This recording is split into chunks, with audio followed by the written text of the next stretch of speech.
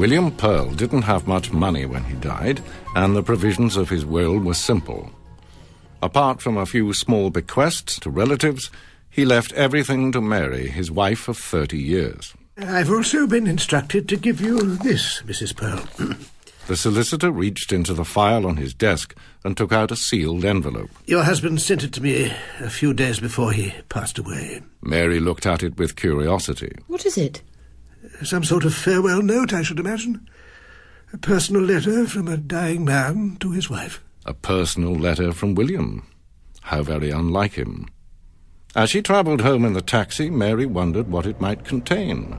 Kind and loving words, perhaps? Thanking me for all the meals I've cooked, the shirts I've ironed, the beds I've made. Fat chance. William had ruled Mary with a rod of iron during the course of their marriage, and it was far more likely that he was sending her one last reminder that she shouldn't waste money or wear lipstick. Or watch television or read novels. Or drink cocktails or throw parties. Or do anything at all that might be mistaken for fun. When she got home, Mary lit a cigarette and tore open the envelope. The letter inside was long, very long. 15 pages at least. Was she obliged to read it just because its author was dead? Couldn't I just leave it in a drawer or something? In the end, her sense of duty got the better of her, and putting on her spectacles, she settled down on the sofa and made a start. My dearest Mary, the letter began. I hope you will not be alarmed by the sight of so much writing. It is merely my attempt to explain what Landy has done and why I permitted him to do it. Landy? Who the devil's Landy? Although I have devoted my time at Oxford to teaching philosophy, I have recently started dabbling in psychology as well. It was during my investigations into this subject that I first became acquainted with John Landy. He is a neurosurgeon of some brilliance, and he was kind enough to share with me the fruits of his research. Mary frowned. This wasn't at all the letter she'd been expecting. Perhaps because I regarded Landy as a friend, I was not in the least bit shocked by the bluntness with which he spoke when he came to visit me in my hospital room early last Tuesday. Well, let's not beat about the bush, William. You're going to die in a few weeks, correct? So my doctors tell me. And once you've expired, you'll be taken out and buried. And then what? Do you think you'll go to heaven? I doubt it. I don't believe in such things. Neither do I. You'll be gone forever, and that will be that. Unless, of course, you have the good sense to agree to my little proposition. Little proposition? What are you talking about, Landy? I once saw a film from Russia. It showed the severed head of a dog being kept alive by an artificial heart. It was somewhat gruesome, I suppose. But do you know the remarkable thing? What? The dog was still conscious. His eyes moved around, and his tongue came out when he was offered food. Why exactly are you telling me all this? Well, the film started me thinking. If it could be done for a dog, then why not a man? It might be difficult to preserve an entire head, of course, but I'm convinced that I could keep alive a human brain long after its owner had died. Stop it, Landy. Stop right there. If that's your proposition, then I've heard enough. But why? You have a wonderful brain, crammed with a lifetime's knowledge and experience. Even if you could do what you say, which I very much doubt, what would be the point? Why would I want my brain kept alive if I couldn't talk or see or feel? Well, you'll still be able to communicate after a fashion. And as for sight, well, the optic nerve is very close to the brain. I could easily leave you one of your eyes. You're insane, Landy. The whole thing's too fantastic for words. Is it? Let me explain how I'd do it, William. Then when you have the facts, you can judge for yourself. I'd start by opening your skull at the moment of death. Squeamishness has always been chief amongst your faults, Mary, so I will spare you the details of Landy's description.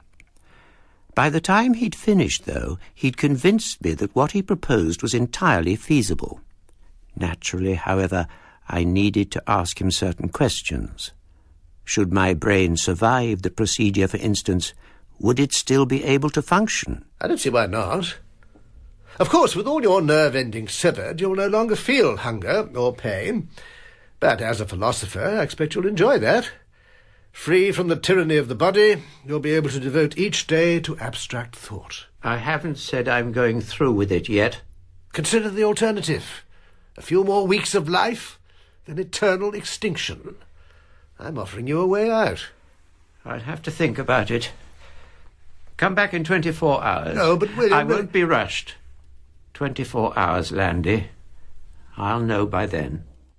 Although she hadn't finished, Mary put down the letter and lit another cigarette. She was already halfway through her second packet. And wouldn't William be cross about that? He so disapproved of smoking. He disapproved of a good many other things as well. Small children, pet animals, the light programme. But where was he now, this disapproving husband of hers? Dead and buried, of course. Unless... With trembling hands, Mary took up the letter again and continued to read. Initially, I was repulsed by Landy's suggestion. It was monstrous, unholy, obscene. But then, quite suddenly, at about midday, my mood began to change. Mary gripped the letter more tightly. She was starting to feel queasy and a little bit faint. I have, after all, always been justly proud of my brain. Why should I allow it to rot away? By the time they brought me lunch, I had decided to accept Landy's proposal. I think I startled everyone with the heartiness of my appetite, and when you visited me that afternoon, I was in high spirits. And I thought it was the morphine. I have left instructions that you are to be given this letter a fortnight after I die. 14 days will have elapsed since Landy performed his operation, and you will, of course, be anxious to know how it turned out. You will find his number in my address book, Mary. I suggest you call him at once. Mary slumped back on the sofa, numb with shock. Nervously, she glanced across at the armchair where William had sat watching her night after night, silently waiting to condemn or correct. Suddenly she had the unsettling sensation that he was watching her still. What am I going to do? What the hell am I going to do? Landy would be expecting her to call. That much was obvious. Perhaps I could pretend I never got the letter. But then he might call her. That would be worse. No, there was only one thing for it. Slowly, and with much reluctance, she got to her feet and went to find William's address book. So, Dr. Landy, your experiment was a success. It was a triumph, Mrs. Pearl. It went better than I could possibly have hoped. Landy had been delighted when Mary called. He had positively insisted, that she came straight away to the hospital where, less than an hour later, she found herself being led by him through an apparently endless succession of corridors. William's brain isn't just alive, it's conscious, and his eye is working perfectly. He stopped outside a little room and glanced at Mary over his shoulder. Yeah, I should perhaps warn you about his appearance, though. He isn't exactly prepossessing at the moment, I'm afraid. You needn't worry, Dr. Landy. I didn't marry him for his looks. Take your time, Mrs. Pearl. William doesn't know you're here yet. Although his eye is always open, he doesn't have any muscles to move it, so all he can see is the ceiling above him. Mary entered the room. There was a large white enamel basin standing on a simple wooden table a little way off. The artificial heart machine stood next to it, gently feeding it with blood through a dozen thin, transparent lengths of plastic tubing. Just come forward a little way. You best take it slowly. Can you see an oval capsule floating on the surface of the basin? Yes. That contains the eye. A little further still, and you'll be able to see right to the bottom of it. Oh, my God. There we are. Meet William. The brain was bigger than Mary had expected, and darker in colour, floating in a clear chemical solution with ridges and creases covering its surface. It resembled nothing so much as an enormous pickled walnut. Should I say something? He can no longer hear you, I'm afraid. You'll have to lean right over. Hello, William. A clear blue eye stared up at her. It's Mary, William. Your wife. Oh, listen. He recognises you. What was that noise? That was William. You mean he can talk? Well, not talk exactly. Are you familiar with the work of Hans Wertheimer? Should I be?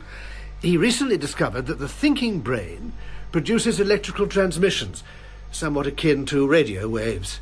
With his help, I've constructed a sort of receiver. It enables William to articulate a response to different stimuli. I see. No, keep going, Mrs. Pearl. I want to record his reactions. How are you, William? You're looking well. I mean, under the circumstances. And Dr. Landy's ever so pleased with your progress. Mary looked beyond the eye to the great grey walnut that lay so placidly in the fluid beneath. He's so calm and peaceful, isn't he?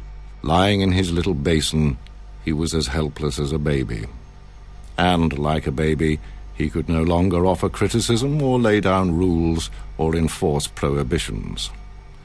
This, Mary decided, was the sort of William she could live with. Dr. Landy, would you think it odd if I said I was starting to feel the most enormous affection for him? Not at all. It's perfectly normal. Good. Then when can I take him home? I beg your pardon? When can I take him home? You're joking, of course. He couldn't possibly be moved. He's just an experiment. He's my husband, Dr. Landy. But consider the practicalities, the equipment he needs. That's all right. I have a large house. But why, Mrs. Pearl? Why on earth would you want him at home? I mean, what would you do with him? Do you like our new television set, William? I think it's wonderful. It hadn't been easy installing William in Mary's living room. It had taken Landy the best part of a day.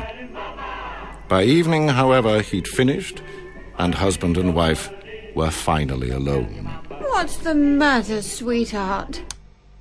Haven't you got anything to say?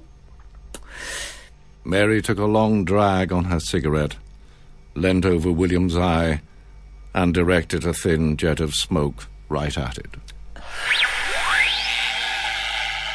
We're going to have so much fun together, William, now that I've got you home. I'll be smoking and drinking and throwing parties, and you'll be watching me do it. The eye flashed with anger. Mary had discovered that if she spoke clearly enough, William could easily read her lips. And you know the most marvellous thing? Dr. Landy says that with your artificial heart you could easily live for decades. Mary raised a glass of champagne to her heavily lipstick mouth and drained it dry. So here's to you, my darling. May you go on and on forever.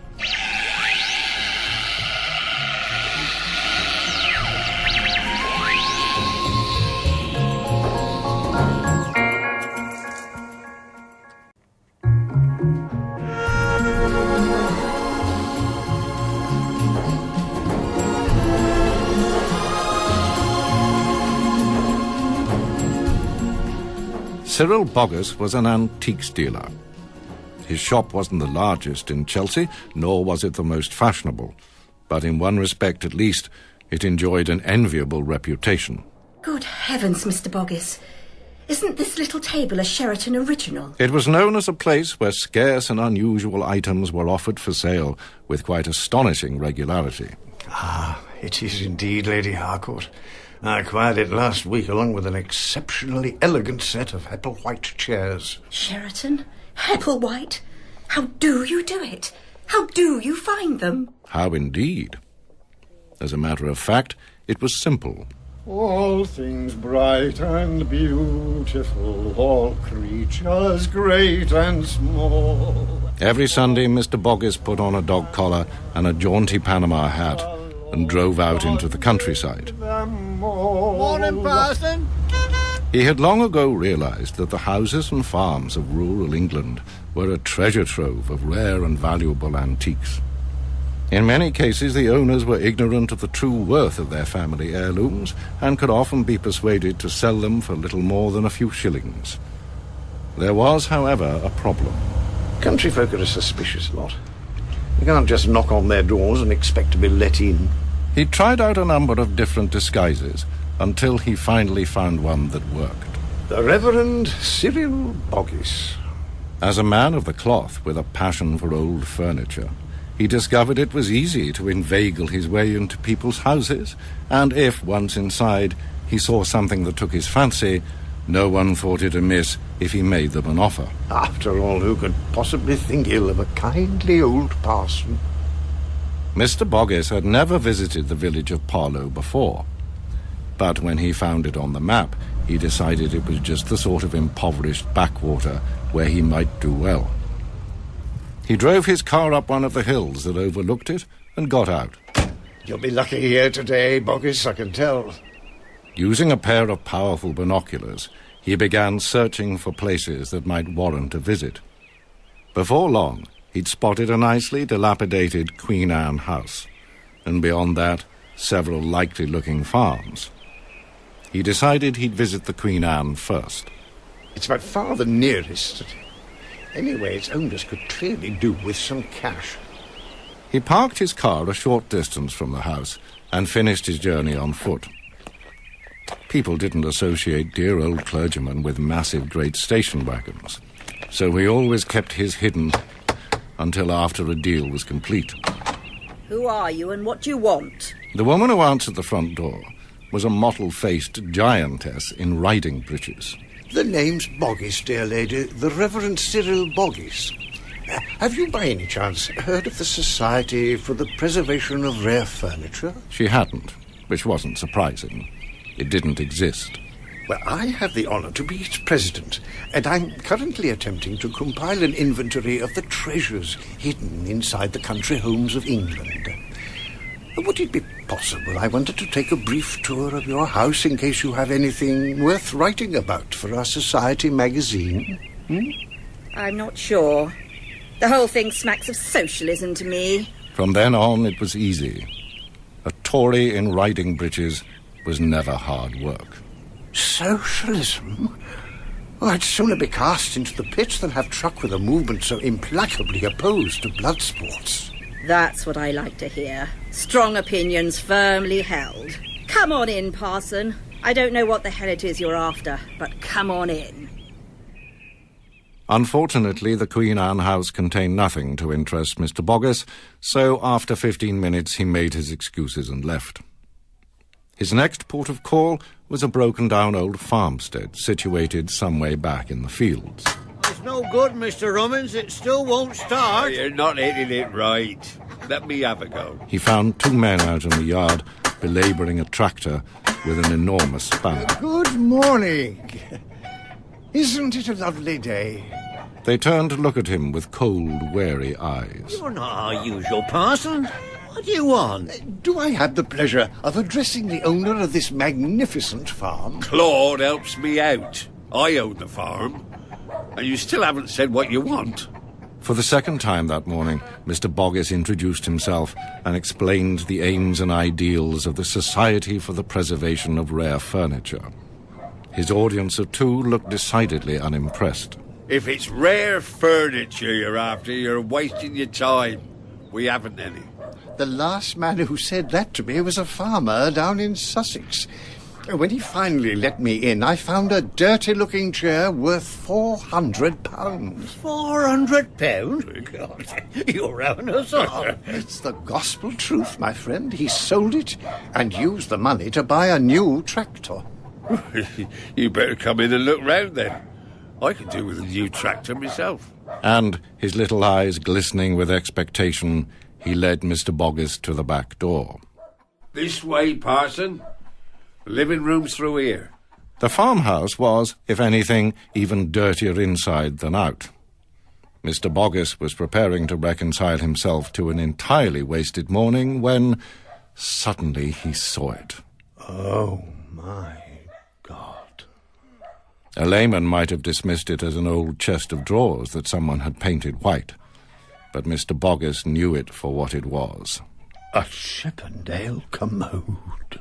Only 3 Chippendale commodes were known to exist, each one coveted by collectors all over the world, and here was Mr. Boggis staring at a 4th. You all right, Parson? Yeah. I'm sorry. Only you got a bit pale. Careful, Boggis, don't let on. Forgive me. It's my heart. Your heart? Yes, it plays me up from time to time. We thought maybe you'd seen something. Seen something? Good heavens, no. I'll be fine if I just sit down. But, Claude, fetch the parson a glass of water. Yeah, all right. Whilst Claude was in the kitchen, Mr. Boggis started making rapid calculations. The last Chippendale commode to be sold had fetched nearly 4,000 guineas, and that had been 40 years ago, back in 1921. The Chippendale commode he was looking at now should easily fetch 10 times as much, possibly more. Drink up, Parson. You feeling any better? Much. Thank you. Soon passes. Now, where was I?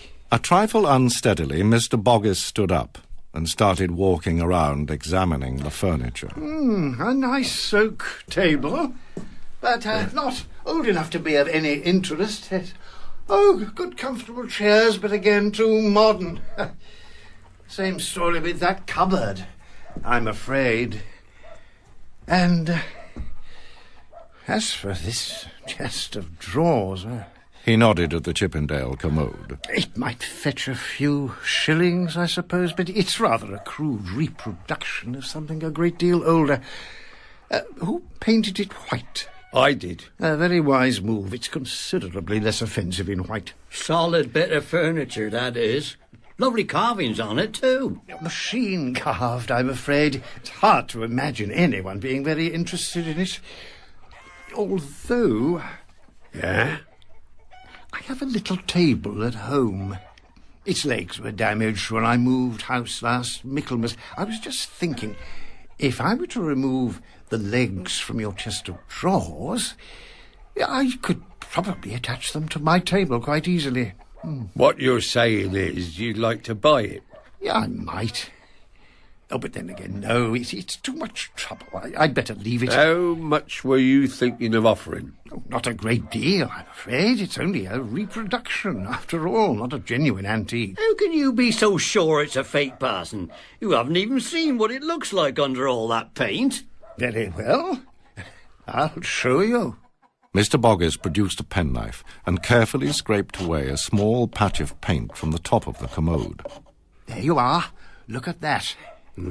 What's wrong with it? It's been processed with lime. That's what they used, to darken mahogany and make it look old. How can you tell? Look closely at the grain. Do you see touches of orange amongst the dark red-brown? Yeah. That's a sure sign they use lime. And then, of course, there's the patina. There's the what? The patina. The surface sheen that comes with old age. Run your fingers over it, my friend. How does it feel? Warm or cold? Well, it feels cold. Precisely. A genuine patina will always feel warm. Well, I'll be damned. It's shameful the efforts the ungodly will make to deceive the innocent.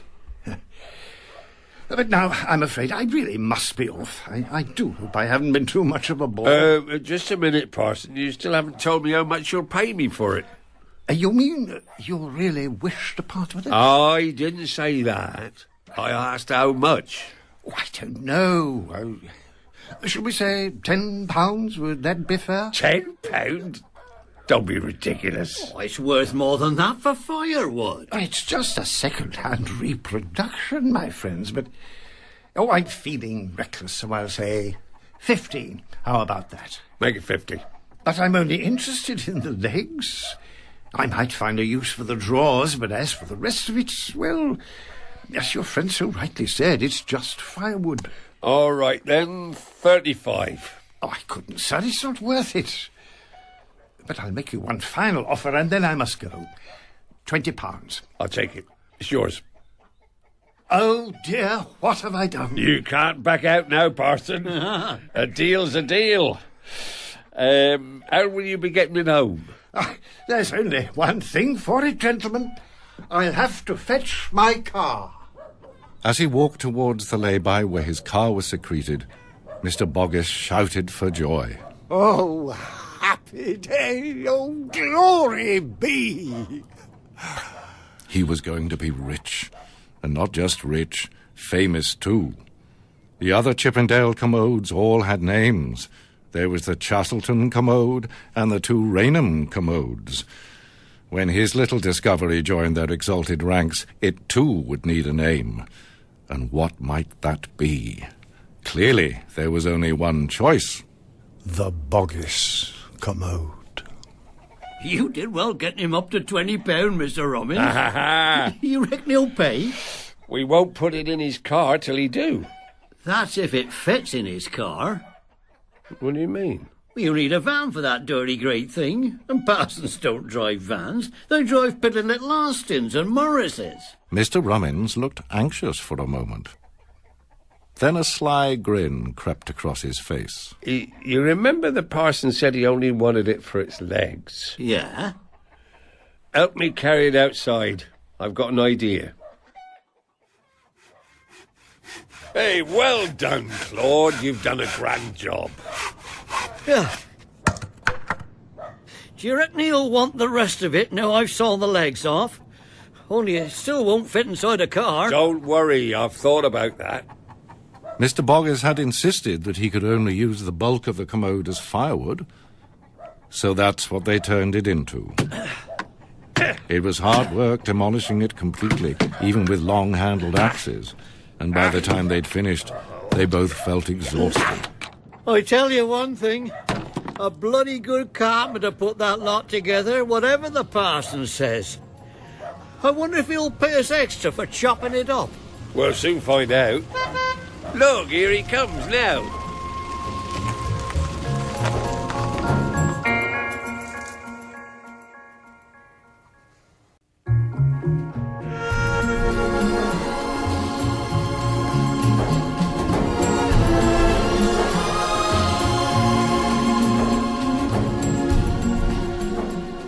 It frightens me, Albert. It frightens me to death. Mabel Taylor looked down at the baby lying motionless in the crook of her arm. She's hardly taken any nourishment all day. You mustn't worry about it, Mabel. Dr. Robinson told you that, and so did the other one. What am I supposed to do? Treat it as a joke? She's wasting away. Don't be silly, Mabel. Of course she isn't. She's lost 2 pounds since she was born. You can't tell me that's normal. And look at her legs. They're like sticks. We'll take her to Dr. Robinson again in the morning. Ask him to send us to someone new. Oh, what's the point? Doctors. I hate them all. Now, Mabel... 9 years we've waited for this baby, Albert. 9 years. If anything happened to her now, I honestly think it would kill me. Mabel took the baby upstairs, and before long, Albert heard her pacing about in the bedroom above his head. I do wish she'd stop worrying. She'll have a nervous breakdown. Hoping to distract himself, he picked up a magazine. It was the Journal of the British Beekeepers' Association. He settled into an armchair and idly looked down at the list of contents.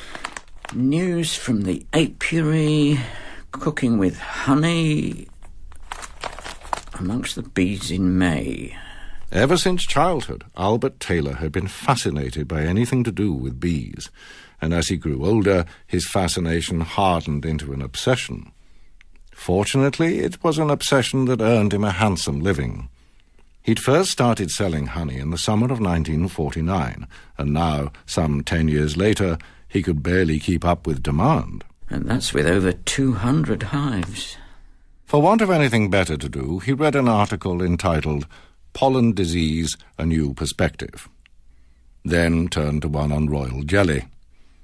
He very much doubted that it would contain anything he didn't know already. Royal jelly is a glandular secretion fed by nurse bees to newly hatched larvae. So far, so old hat. They are all given it for the first 3 days after hatching. Still reading, he reached for his tin of tobacco and began filling his pipe. Beyond this point, however, royal jelly is only fed to those bees who are destined to become queens, hence the name. Above him, up in the bedroom, the noise of pacing had finally stopped. He struck a match and put it to his pipe.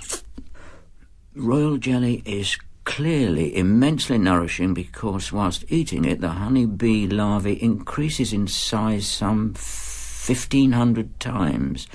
This is equivalent to a 7-pound baby increasing during the same period to nearly 5 tons. Albert stopped and read that last sentence again.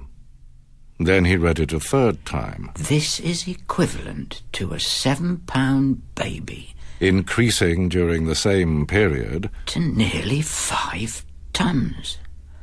Incredible. Albert leapt up from his chair and ran out into the hall. Mabel! Mabel! Come here a minute! She didn't answer, so, casting aside his magazine, he went upstairs. Mabel! Are you asleep? The room was in darkness, but he could make out Mabel lying face down on the bed. Go away. Leave me alone. But I've had an idea. It's about the baby. I'm so tired, Albert. I can't go on. Albert walked over to the baby's cradle. What time's her next feed? 2 o'clock, then 6 in the morning. I'm doing them both. Now, you get some sleep. You'll make yourself ill carrying on like this. Albert. Not another word. I'm taking the baby and the alarm clock into the spare room, and that's that. Albert didn't see his wife again until she came downstairs at 11 o'clock the following morning. Oh, I'm so sorry. Look at the time. I must have slept for nearly 12 hours. She ran over to the little carry-cot containing the baby. Did she take anything?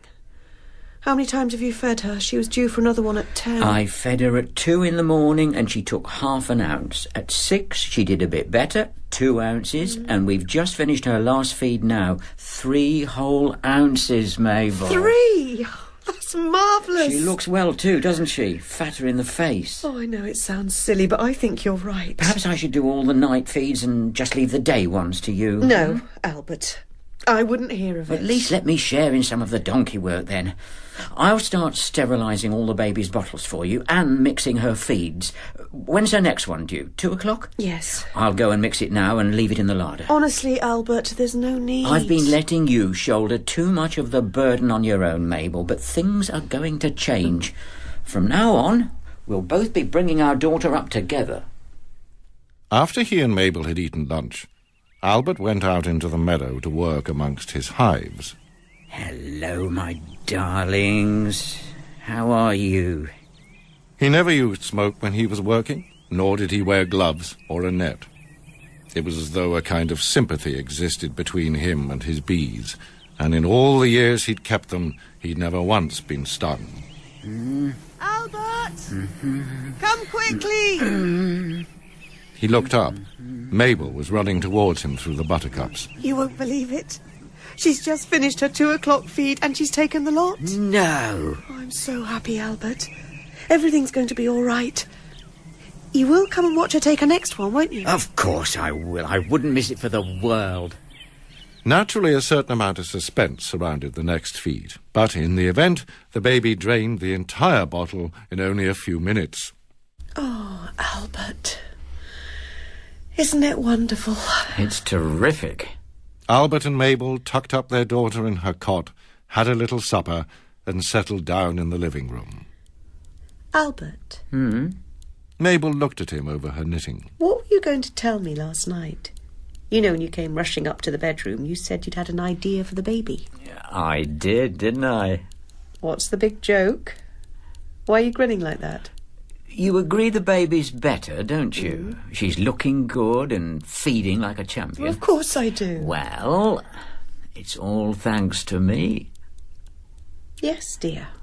I'm sure it is. You don't believe me, do you? Of course I believe you, Albert. It's clearly made a big difference letting you mix all her feeds. You're on the right lines, Mabel, but it isn't the mixing that matters. It's what you put in it that counts.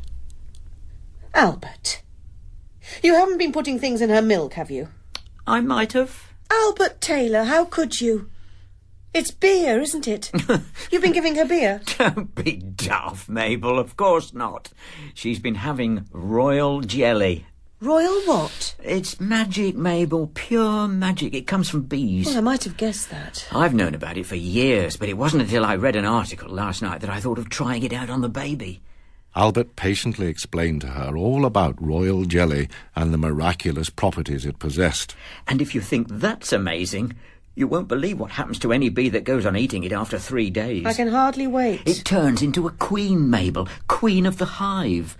Its abdomen changes shape, and so do its legs. It finds it can live 10 times longer than other bees, and it puts on weight, loads of weight. And all because of royal jelly. Well, that's all well and good, Albert, but it doesn't make it right to give it to our daughter. A bee's a bee and a baby's a baby. It doesn't just work for bees, though. Look, I can prove it. Buzzing with enthusiasm, Albert flew over to the bookshelves and took down a thick, well-thumbed volume. It's all in here, the latest research. He wasn't, Mabel had to admit, the most handsome of men. He had a thick, plump body supported by a pair of thin bow legs. His head was huge and round, and because he'd given up shaving, the lower half was mostly hidden beneath an inch-long crop of yellow-brown fuzz. Take this case, for instance. A rat that couldn't breed was given a tiny dose of royal jelly, and he went on to become a father many times over. In fact, as she watched him hovering in front of the bookshelves, she thought he resembled nothing so much as one of his own bees. She'd never noticed the similarity before, and it shocked her a little. You can read it for yourself if you like.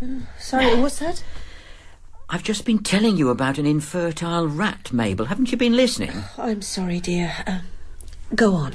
And it's not just rats. It's been tested on people, too. And the things it's cured: arthritis, neuritis, impotence, gout. If it's so wonderful, why aren't people taking it all the time? That's a very good question, Mabel, and there's a very simple answer. It's too damned expensive. I once saw an advert for an 8-ounce jar, and do you know how much it cost? £300. Albert, be quiet. What is it? What's wrong? I think I can hear the baby crying. Oh, you're right. She must be hungry. Well, look at the time. She's long overdue. I'll go and get her. You mix the feed. And Albert? Yes? No more royal jelly. She wagged her finger at him in warning and went upstairs to fetch the child. Look at that. She's only going to finish the lot again. I think you're right. As it turned out, one bottle wasn't enough, so Albert was obliged to return to the kitchen to fetch another. I've mixed her a double this time, 8 ounces. Only when she'd emptied the second bottle did the baby finally consent to go to sleep on her mother's lap. I don't like it, Albert. It isn't natural. She's just making up for lost time, that's all. Is she? We'll pick her up. Go on. That's right. Dear God, she weighs a ton. Exactly. She shouldn't have put on so much weight in a single day. It's all the fault of that disgusting royal jelly. I'm only glad I'm here to stop you giving her any more. Royal jelly isn't disgusting, Mabel. I take it you haven't given her any more. Do you? Albert, you didn't. It's been doing her so much good. I thought I'd give her another dose. A big one this time. Oh! Just fetch the scales. I want to see just how much she weighs. Mabel quickly stripped off the baby's clothing and placed her naked on the table. When Albert returned with the scales, he beamed at her with paternal pride. Why, Mabel, it's a miracle. She's as fat as a puppy. The child had indeed put on a prodigious amount of weight. Her chest, once so sunken and narrow, was as round as a barrel, and her belly bulged high in the air. Curiously, though, her arms and legs had not grown in proportion, and, still short and skinny, they resembled 4 little sticks protruding from a ball of fat. And look, there's a bit of fuzz growing on her tummy to keep her warm. Oh, my God, Albert. What have you done? You're still worrying about the royal jelly, aren't you? Stay back. Don't touch her. I promise you, Mabel, it's perfectly safe. And I should know. I've been taking it for months. What? I turned over half the hives to making it early last year. I suppose I should have told you sooner, but I was a little embarrassed. Mabel looked at her husband again. There was no longer any skin showing on his neck. The whole of it was covered with short, silky hair, yellowy black. I first had the idea when I read about royal jelly curing that rat of infertility. Hello, I thought. If a rat can be helped, then so can Albert Taylor. No. It made me feel so good I carried on taking it even after you'd announced the joyful tidings. No! Mind you, it was always going to work better on a tiny infant than on a grown man like me. You can tell that just by looking at her. Mabel's eyes moved slowly towards the baby lying naked on the table. Fat, white and comatose, it looked like a gigantic grub that was about to end its larval stage and re-emerge into the world with mandibles and wings. No! Come along, let's cover her up. We don't want our little queen to catch cold.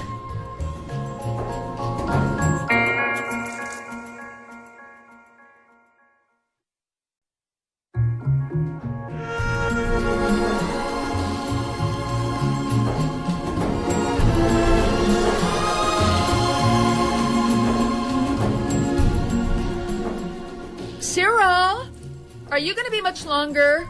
I'll be out in a moment. I'm flossing as fast as I can. Mrs. Bixby rolled her eyes. Her husband always spent so long in the bathroom attending to his oral hygiene.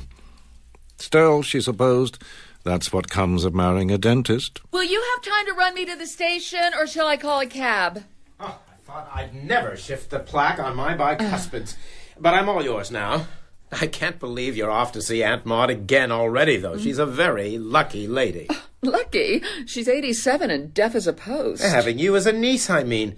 Not many women would catch a train from New York to Baltimore every fourth Friday just to spend the night with a bedridden aunt. Oh, well, it's worth it to see her face light up when I first walk in. I only hope you don't mind me going there so much. As long as you never ask me to go with you, dear, I don't mind a bit. What an angel the woman was to spend so much time with an ailing relation. What a model of virtue. What a saint. This way, darling. I'm over here. Or, as it turned out, what a thoroughgoing hypocrite. For although she allowed her aunt the occasional 10 minutes, Mrs. Bixby had an ulterior motive for visiting Baltimore. An ulterior motive known as the Colonel. I thought I'd give my chauffeur a rest for once and pick you up from the station myself. Oh, thank you, honey. I'm glad you did. And I see you got yourself a new toy. Almost as gorgeous as you, isn't it? Oh. And almost as fast. Oh! Hop on in and let's get started. We're going to have us some serious fun. The Colonel was as good as his word, and during the next few hours, Mrs. Bixby enjoyed herself more thoroughly than she had done in weeks. When she returned to the station the following day to catch her train home, she had the relaxed and contented air of a woman who'd just disembarked from an ocean voyage. Excuse me, Mrs. Bixby. She looked up. Wilkins, the Colonel's valet, was coming down the platform, a large gift-wrapped box in his hands. The Colonel asked me to give you this. Thank you, Wilkins. Did he send a message? No, Mum, no message. Just the box. A present from the Colonel. Whatever could it be? As soon as she'd boarded the train, she took it to an empty carriage to find out. I bet he's bought me a dress and a hat even, or some lacy underwear, the dirty dog. She opened the box and gasped with delight. No. Oh, it can't be. Inside was the most gorgeous coat she'd ever seen. She checked the label. Wild Labrador mink. What a glorious colour it was, almost pure black with a hint of blue, and oh, the softness. It must have cost the Colonel a fortune. $6,000 at least. Maybe more. The urge to try it on was overwhelming, and she was about to succumb when she noticed that the box also contained a letter. So he did send a message after all. She picked it up and started to read. I once heard you say you were fond of mink. The letter began. So I got you this. Please accept it as a parting gift. For personal reasons, I won't be able to see you again. Good luck, goodbye, and God bless. Oh, the heartless swine! After all these years, how could he? This was a blow. No more Colonel. And just when I was feeling so happy, too. Still, She smiled and began stroking the coat. Every cloud has a silver lining. She was about to tear up the letter when she noticed a postscript. If your husband asks you where you got the coat, tell him it was a gift from Aunt Maud. Mrs. Bixby's mouth stretched wide in a silky smile, snapped shut like a piece of elastic. Her husband would never accept such an explanation. Aunt Maud's as poor as a church mouse, and Cyril knows it. She had to keep the coat, though. She'd die before she'd part with it. She looked at her watch. 4:30. Good. That gave her plenty of time to devise a way of fooling her husband. All she had to do was sit perfectly still and think. Oh, good evening. I'm glad you're still open. By the time she'd reached New York, Mrs. Bixby had decided just what to do. She hailed a cab and told the driver to take her straight to the nearest pawnbroker's. Only I've lost my pocketbook, and as all the banks are shut, I haven't any cash. Would it be possible, I wonder, to pawn this coat until Monday? Nice piece of mink. Feels new. It is new, and I only want to borrow $50 against it. I'll be back to redeem it next week. Okay, lady, I'll lend you $50. He produced a numbered cardboard ticket from a drawer and picked up a pen. Name? Oh, leave that out. And the address, too. Oh, don't lose the ticket, then. If anyone gets hold of it, they can bring it in and claim the article, just on the number. Don't worry, I won't lose it. What should I put for the description? No description either. It isn't necessary. Just put the amount I'm borrowing. No. A description might help if you wanted to sell the ticket. But I don't want to sell the ticket. I'm not broke, if that's what you mean. I've just lost my purse. Have it your own way, lady. It's your coat.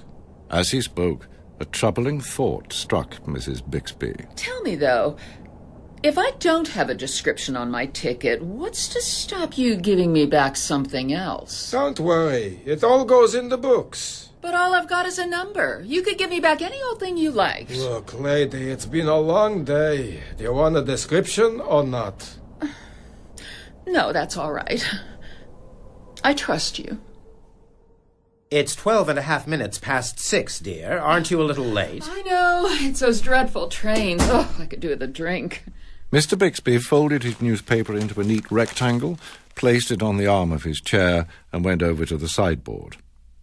Mrs. Bixby stood in the centre of the room, pulling off her gloves and waiting for her moment. I bought this calibrated beaker to measure the vermouth. It enables me to get it to the nearest milligram. Dear God, how dull you are, she thought, and how small and insignificant compared to the Colonel. How was yesterday evening? Not too lonely, I hope. As a matter of fact, I stayed late at the surgery, bringing my accounts up to date. You ought to be leaving the donkey work to other people.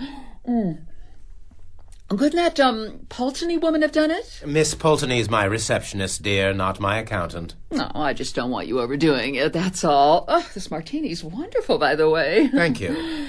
I haven't told you yet, have I? About what happened to me in the taxi home? I found something on the back seat. No? I slipped it into my pocket. Look, it's got a number on it. Maybe it's part of a lottery or something. A lottery? How innocent you are, my love. It's a pawn ticket. Oh, you know what a pawn ticket is, don't you? I've heard about them, of course, but I don't think I've ever seen one before. This one's from a shop on 6th Avenue. It says so on the back. And as the owner of whatever's been pawned hasn't put down his name or address, we can keep it. It's now our ticket. My ticket, you mean? I found it. The pawnbroker's written $50 on it. That means it's well worth redeeming. A pawnbroker never gives more than 10% of anything's true value. Oh, Cyril, isn't this exciting? Oh, give me back the ticket and I'll redeem it on Monday. Oh, no, I think you'd better let me handle this, dear. I'll do it on my way into work. Oh, but Cyril, a pawnbroker's shop is no place for a lady. You're more than welcome to come with me, though, if you like. Mrs. Bixby was about to agree when she thought better of it. She didn't want the pawnbroker greeting her like an old customer in front of her husband. That's all right. You go on your own. It's going to be even more thrilling if I stay behind and wait. Mrs. Bixby thought that Monday morning would never come. When at last it did arrive, she made sure that her husband had enough money to redeem the ticket and helped him on with his coat. Now, you will call me if it's something nice, won't you? Yes, dear, as soon as I get to work. And when the telephone rang, an hour later, she shot across the room like a greyhound. Well, did you get it? Of course I got it. And just wait until you see what it is. You'll practically faint. It's something I'll like, then. Something you'll like. It's something you'll love. Whoever pawned it for $50 must have been mad. Oh, don't keep me in suspense for another moment. Tell me what it is. See if you can guess. Oh, I don't know. A necklace? A diamond ring? Oh, you're not even close. It is something you can wear, though. Is it a hat? No, it's not a hat. Oh, that's it. If you won't stop teasing, I'll have to come over. When are you breaking for lunch? Oh, I doubt if I'll bother. I'm far too busy. But if you must come over, do it at 1. That's when I grab a quick sandwich. Good afternoon, Mrs. Bixby. The door to the practice was opened by Miss Pulteney, Mr. Bixby's receptionist. Your husband said you'd be coming. He wondered if you mind stepping into the waiting room for a moment. He's just fixing a clasp on somebody's dentures. After 10 minutes, Mr. Bixby came in and led her through to the surgery. What time's my next appointment, Miss Pulteney? 1:45, Mr. Bixby. Well, run along, then. You've just got time for some lunch. He waited until the girl had gone, then walked over to the closet he used for hanging his clothes. It's in there. Now, shut your eyes. That's right. Oh, Cyril, this is so exciting. Okay, you can open them again. Coyly, she raised one eyelid, just enough to give her a blurry vision of her husband holding something up. It's mink. Real mink. At the sound of the magic word, she immediately opened her eyes and moved forward to embrace the coat. But there was no coat. Only a ridiculous little fur neckpiece dangling from her husband's hands. Isn't it gorgeous? Gorgeous? It was hideous, consisting as it did of 2 mangy-looking skins loosely sewn together and with the head still on. What's the matter? Don't you like it? No, of course I do. It's lovely. Oh, it's all right. I understand. It took your breath away for a moment, didn't it? Took my breath away? Yes. Oh, we did well getting it for $50. I'll bet you'd pay at least $200 in a store. Mrs. Bixby put her hand to her mouth. She was finding it hard not to scream. Don't expect a gift at Christmas, though. Here, try it on. He draped the tatty thing round her neck and stood back to admire it. Oh, perfect. Mink really suits you. Mr. Bixby went over to the basin in the corner and began washing his hands. You'd better go and get some lunch. I've got old man Gorman coming in soon for a new bridge. Did I tell you I'd be working late tonight, by the way? No. Yes, I won't be home till 8, possibly 9. Is that all right? When he didn't get an answer, he turned round to look at her. But the surgery was empty. She'd already gone. That son of a bitch pawnbroker. I'll kill him. By the time she reached the sidewalk, Mrs. Bixby was shaking with rage. I'll go back to his shop and I'll throw this filthy neckpiece right in his face. And if he won't give me back my coat, I swear to God I'll kill him. As she stood fulminating, Miss Pulteney, her husband's receptionist, glided past on her way back from lunch. Hello again, Mrs. Bixby. Isn't it a glorious day? There was a lilt in her walk, a little whiff of perfume attending her, and she looked like a queen, just exactly like a queen, all wrapped up in the Colonel's beautiful black mink coat.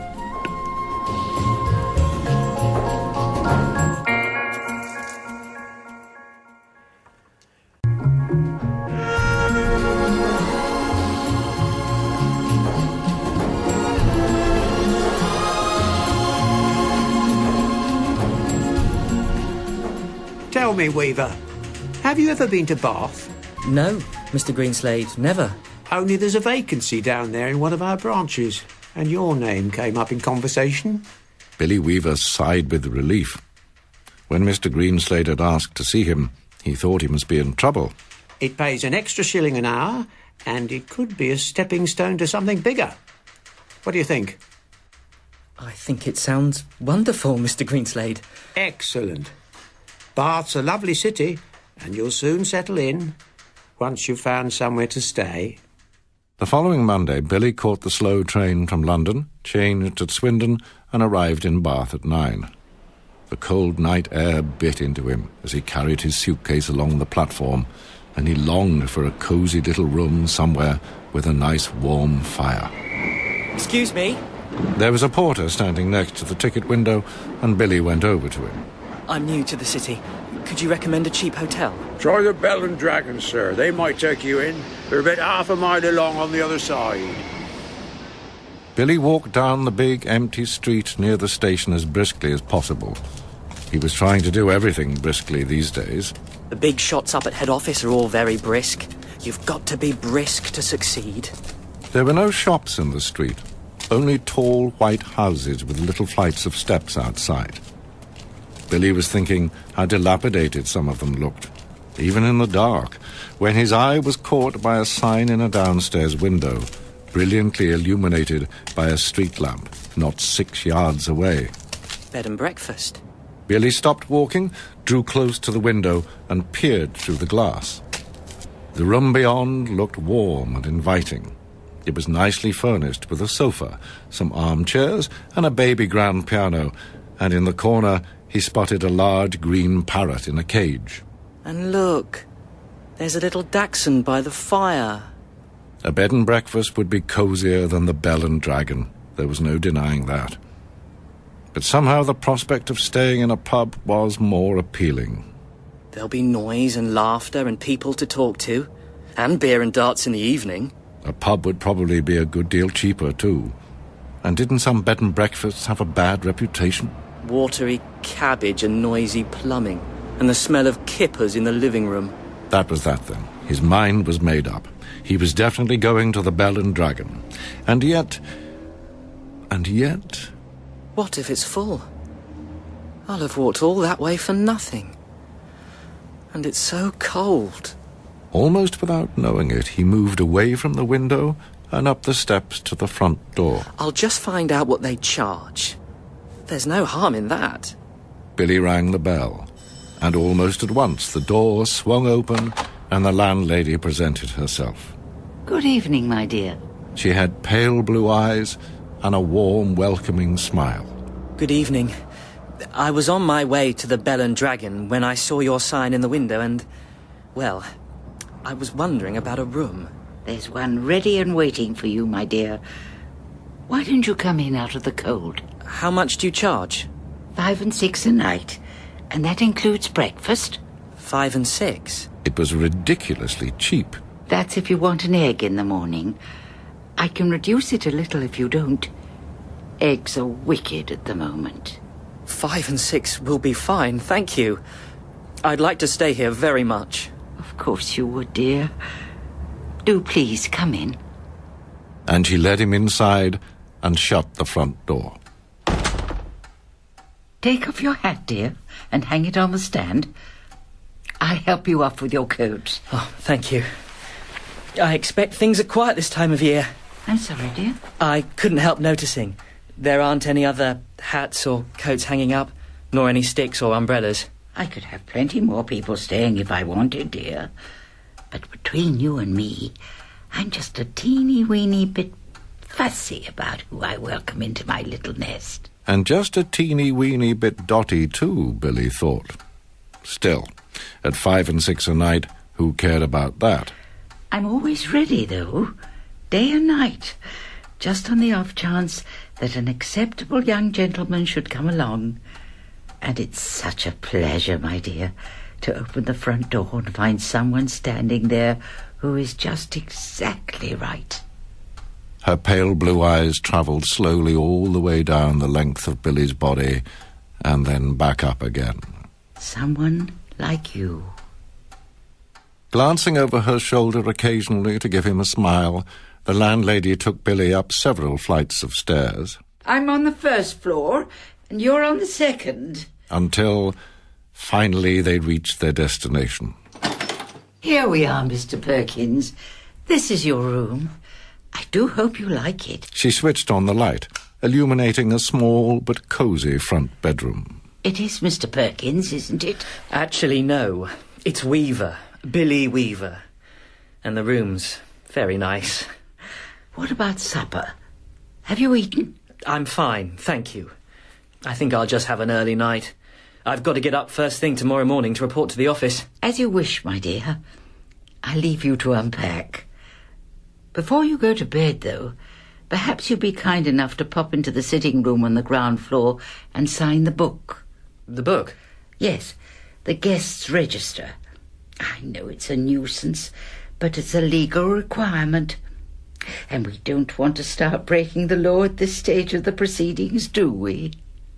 The sitting room was empty when Billy came down, but the fire was still glowing in the grate, and the little dachshund was still curled up in front of it. He found the guest book lying open on the piano, and taking out a pen, wrote down his details. William Weaver, October 14th, 1957.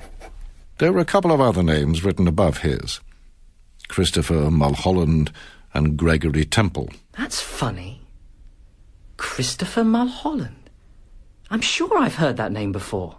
A boy at school, perhaps. Or one of his sister's young men. Or maybe even a friend of his father's. No, it isn't that. Now he came to think about it, the second name had almost as much of a familiar ring as the first. Gregory Temple. Gregory Temple and Christopher Mulholland. What charming boys they were. The landlady came sailing into the room, a large silver tea tray in her hand.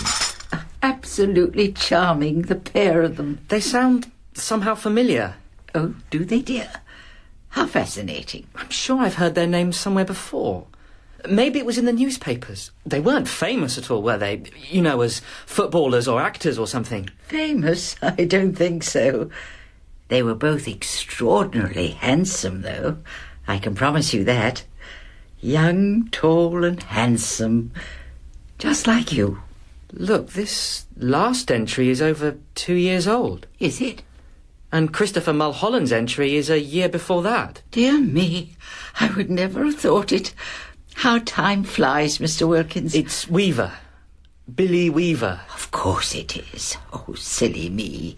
In one ear and out the other. There's something else that's odd about these names. Really, dear? And what's that? I don't just remember them separately. I remember them together. It's as though they're somehow connected in my mind, like Laurel and Hardy or Flanagan and Allen. Or Fortnum and Mason. Yes. How amusing, dear. But why don't you come and sit down next to me on the sofa? You can have a nice cup of tea and a ginger biscuit before you go to bed. Honestly, you shouldn't have bothered. Don't be silly, dear. A cup of tea will help you to sleep. He didn't want to sleep, though. He wanted to remember. It'll come to me in a minute. I'm sure I read about them once in the newspapers. Don't let the tea get cold. Hold on. Christopher Mulholland. Wasn't he the Eton schoolboy who was on a walking tour of the West Country when suddenly he... Milk and sugar? Yes, please. He was on a walking tour when suddenly he... An Eton schoolboy, you say? That couldn't possibly have been my Mr. Mulholland. My Mr. Mulholland was a Cambridge undergraduate. Now, do come and sit next to me and warm yourself by the fire. Your tea's all ready. Billy slowly crossed the room and sat down on the edge of the sofa. There we are. Isn't this cosy? She didn't speak as Billy started sipping his tea, but he knew she was watching him. He could feel her eyes resting on his face. He also noticed for the first time that there was a curious aroma emanating from her. It was far from unpleasant and strangely familiar. Pickled walnuts? No. New leather? No, it's more like something you'd smell in a hospital. Of course, Mr. Mulholland was a great one for tea. I've never seen anyone drink as much tea as Mr. Mulholland. When did he leave? Quite recently? He didn't leave at all, dear. He's still here. I beg your pardon? He's upstairs on the 3rd floor. And so is Mr. Temple. They're both upstairs together. But that can't be right. I thought... Yes, dear. What did he think, though? He wasn't sure. He was starting to find it hard to concentrate. Must be the heat of the room. Tell me, my dear, how old are you? She rested a hand on his knee. 17. 17? What a perfect age. Mr. Mulholland was 17. I think he was a trifle shorter than you, though. And his teeth weren't quite so white. You really do have the most perfect teeth, Mr. Weaver. Oh, they're not as good as they look. They've got masses of fillings at the back. Of course, Mr. Temple was slightly older. 28. But you'd never think so to look at him. There wasn't a single blemish anywhere on his body. I'm sorry? His skin, dear. It was as clear as a baby's. Billy suddenly noticed that he was starting to blush. A little unsteadily, he stood up and began walking round the room, trying to clear his head. As he did so, he spotted something that took him by surprise. The parrot in the cage. I've only just realised. It isn't alive, is it? Not any more, alas. And have you met my little Basil? You don't mean... Not the Dachshund, too? Gingerly, he reached out a hand to touch it. It was hard and cold. When he parted the hair, he could see the skin underneath, greyish-black and dry and perfectly preserved. It's very clever, the way it's been done. Who did it? I did. You did? Yes, dear. It was hard work, of course, but it's worth it for something you love. I suppose so. I stuff all my little pets when they pass on. That way, I can love them forever. Shall I pour you a second cup of tea? No, thank you. He hadn't much cared for the first. It had tasted faintly of bitter almonds. You did sign the book, didn't you? Oh, yes. That's good. Because later on, if I forget what you were called, I can always come down and look you up. I still do that almost every day with Mr. Mulholland and Mr... Temple. Gregory Temple. He really didn't feel well at all. It must be the effects of the travel. Excuse me for asking, but have you had any guests except them in the last 3 years? She looked up at him out of the corners of her eyes and gave him a gentle little smile. No, my dear. Only you.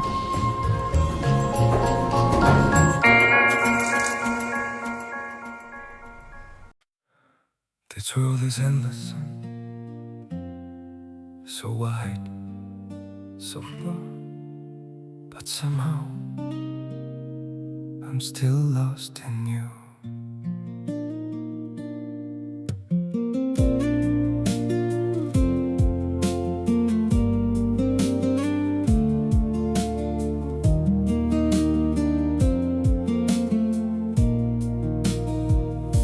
Streets are full of moving shadows, countless places I could go. City shining, people passing, yet I still feel so alone. Every road keeps leading nowhere, every sky feels cold and blue. In this world so vast and open, I'm still lost in missing you. The world is wide, so wide before me, but I keep losing my way. Somewhere in the endless distance, your memory makes me stay.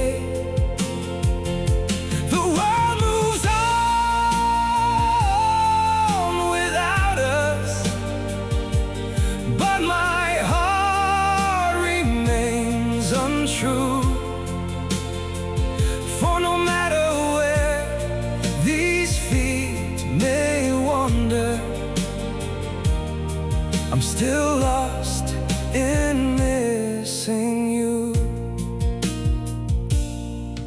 I have tried to outrun silence, tried to leave your ghost behind, but your name still echoes softly through the corners of my mind.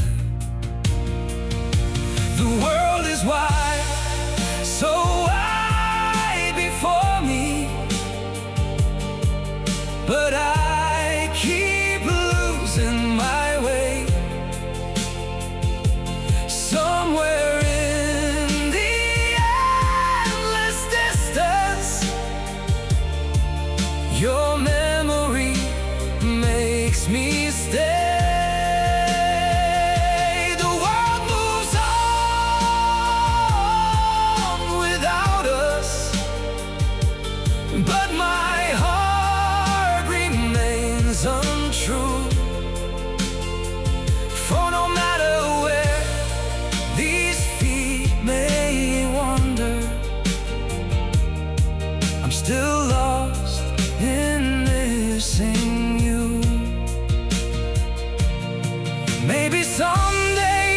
Searching for your face in every crowd, but until that day, this broken heart will keep calling your name out. The world is wide, so wide before me,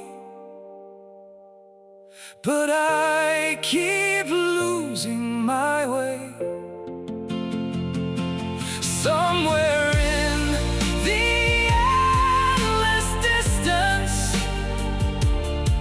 your memory makes me stay.